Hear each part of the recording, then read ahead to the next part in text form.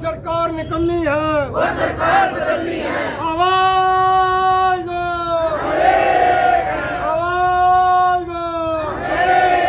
नगर पालिका कर्मचारी संगठन जिंदाबाद, जिंदाबाद, जिंदाबाद। कर्मचारी एकता जिंदाबाद, जिंदाबाद, जिंदाबाद। अभी तो नियम लड़ाई है, आगे और लड़ाई है। रोजी रोटी दे न सके जो, वो सरकार निकम्मी है। जो सरकार निकम्मी है, वो सरकार बदलनी है। जो सरकार निकम्मी है, वो सरकार बदलनी है। अभी तो नियम लड़ाई है, आगे और लड़ाई है। ठेका पर्चा बंद करो, बंद करो, बंद करो। खिचड़ी मंडली बंद करो, बंद करो, बंद करो। नमस्कार, ये तस्वीरें हम आपको हरियाणा के करनाल के नगर निगम से दिखा रहे हैं, जहां पर आप देख सकते हैं कि किस तरीके से जो सफाई कर्मचारी वो लगातार यहां पर जो है प्रदर्शन करते हुए नज़र आ रही हैं। पिछले काफ़ी दिनों से करनाल की सड़कों में आपने देखा कि किस तरीके से प्रोटेस्ट करते हुए नज़र आ रहे थे, और आज जो है करनाल नगर निगम का घेराव किया है। आप ये देख सकते हैं काफ़ी महिलाएं इस वक्त यहाँ पर मौजूद हैं और बात करना चाहेंगे, क्या कुछ कहना चाहेंगे। काफ़ी दिन हो चुके हैं लेकिन अभी तक जो है आपकी मांगों को लेकर सरकार की नींद क्या टूटी नहीं है?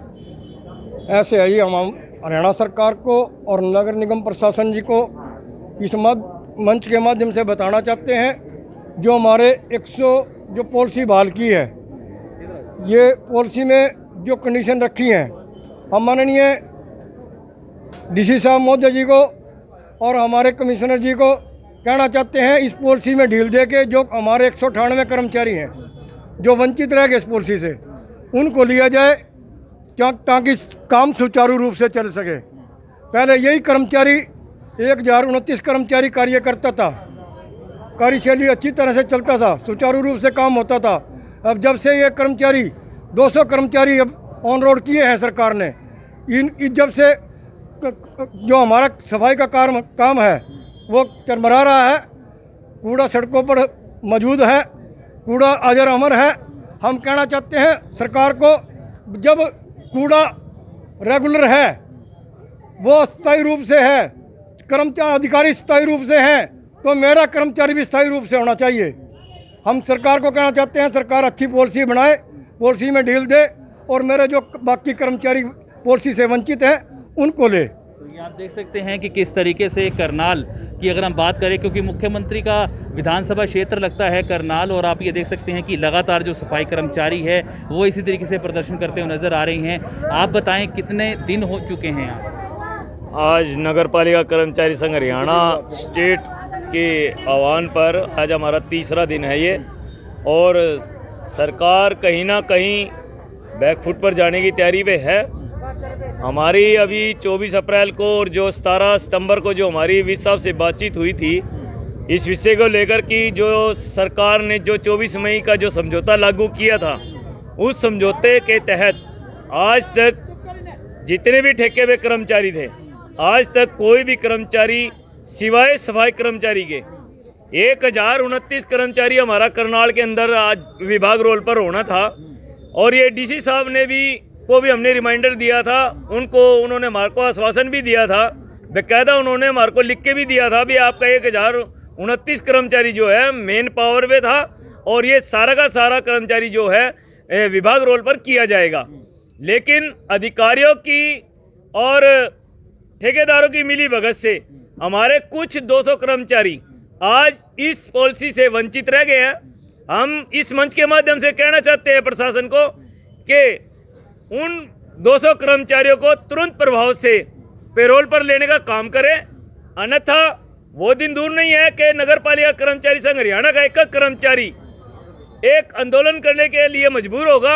आज हम इस मंच के माध्यम से बार बार ये जता रहे हैं, उस विस साहब को भी कह रहे हैं, जो 24 अप्रैल का और 17 सितंबर का जो समझौता लागू हुआ है, उनका पत्र जो भी है आज तक जारी नहीं किया।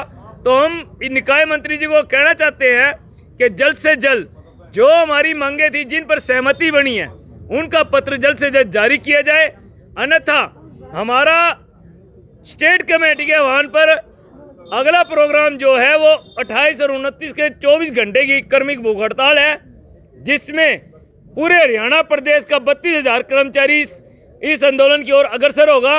और आने वाले टाइम में अगर फिर भी हमारी मांगों की तरफ ध्यान नहीं दिया जाता तो 8 अप्रैल को पूरा का पूरा हरियाणा प्रदेश का जितना भी सफाई कर्मचारी है सारा 8 नवंबर को सारा का सारा जितना भी हरियाणा प्रदेश का कर्मचारी है, उसमें चाहे बिजली का कर्मचारी है, चाहे कंप्यूटर क्लर्क है, माली, बेलदार, चौकीदार, पीएन, सफाई कर्मचारी, हमारे फायर के साथी, जितने भी सब कर्मचारी है सारे सभी के सभी 8 नवंबर को अंबाड़े की तरफ अनिल विज की कोठी का घेराव करने के लिए कूच करेंगे। तो आज कहीं ना कहीं आप प्रशासनिक अधिकारियों और ठेकेदारों की मिली भगत जो बोल रहे हैं, कोई प्रशासनिक अधिकारी से बात हुई है आपकी इस विषय में? हमने प्रशासन ज्वाइंट कमिश्नर साहब को भी 2 बार रिमाइंडर दे चुके हैं इस बारे में, भाई हमारे कर्मचारियों का इसमें कोई दोष नहीं है और जो इनका 1 महीने का 2 महीने का जो गैप दिखा के और जो इनको इस पॉलिसी से वंचित रखा गया है, हमने 2 बार ज्वाइंट कमिश्नर साहब को भी रिमाइंडर दिया है भाई इस पे जल्द से जल्द इस पे कार्रवाई हो और उनके खिलाफ एक कानूनी कार्रवाई की जाए जिन्होंने ये घिनौना काम किया है।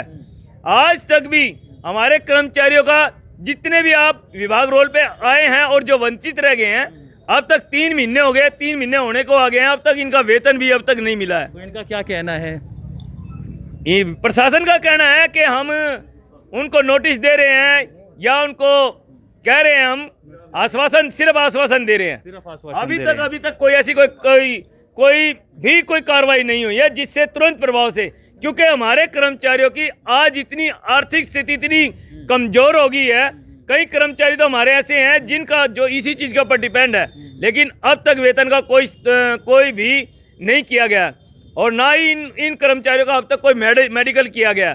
तो हम प्रशासन से मांग करते हैं कि तुरंत प्रभाव से इन कर्मचारियों का तुरंत प्रभाव से मेडिकल किया जाए ताकि इनकी वेतन की व्यवस्था हो सके, इनकी आर्थिक स्थिति सुधर सके, क्योंकि आने वाले जो त्यौहार है अगर इनके त्योहारों के ऊपर तनख्वाह नहीं हुई तो यहाँ पर हम काला दिवस मनाएंगे उस दिन और इस प्रशासन का पूरा घेराव करेंगे। इंद्रजीत चौटालिया, नगर पालिका कर्मचारी संघ हरियाणा, जिला सचिव। तो ये आप देख सकते हैं कि इस तरीके से यहाँ पर जो कर्मचारी हैं वो फिलहाल एक निवेदन करते हुए अवश्य नजर आ रहे हैं और करनाल नगर निगम की इस वक्त हम आपको तस्वीरें दिखा रहे हैं और ज्वाइंट कमिश्नर साहब से अभी थोड़ी देर पहले इनकी जो है बात भी अवश्य हुई है, लेकिन आश्वासन इनको दिया गया है अगर इनकी मांगों को नहीं माना जाता तो फिर अम्बाला जाकर जो है पूरे हरियाणा भर की अगर हम बात करें तो 8 नवंबर को वहाँ पर कूच करेंगे, प्रदर्शन करेंगे, प्रोटेस्ट करेंगे, ताकि ये जो कर्मचारी हैं दोस्तों, ये वही कर्मचारी हैं जो कोरोना काल में आपका हमका सबका इन लोगों ने ध्यान दिया था